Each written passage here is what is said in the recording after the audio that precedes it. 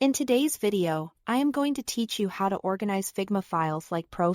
We'll build a clear, consistent structure using custom page naming and a tidy canvas.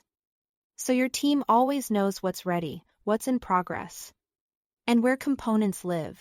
Start with a simple, predictable page lineup and stick to a naming pattern that's easy to scan.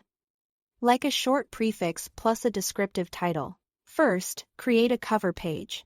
Design a clean thumbnail that shows the project name, current status, and the lead designer. Keep it readable at a glance and avoid personal contact details. The goal is instant orientation, not sensitive info.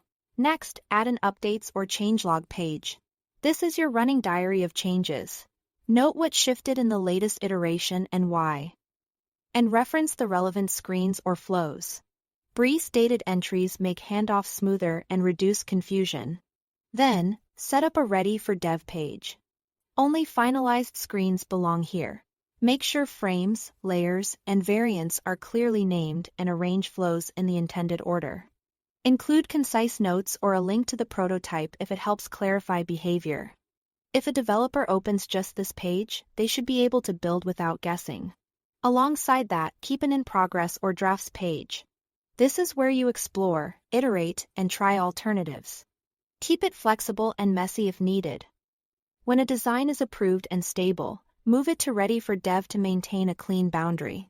Create a components or assets page as the single source of truth for components, icons, and variables. Organize by category so updates cascade reliably to your screens, and keep naming consistent with what appears in production. Finally, add an archive or old page to store previous versions. Archiving keeps the main flows fast to navigate while preserving history for reference.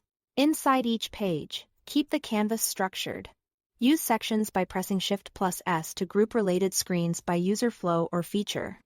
Label sections clearly so anyone can spot what's ready for development. Build each screen inside a frame, not a group, to ensure proper resizing behavior across breakpoints. Use auto layout wherever possible to make content responsive and spacing consistent. Set paddings and gaps once, then let the layout adapt as content changes.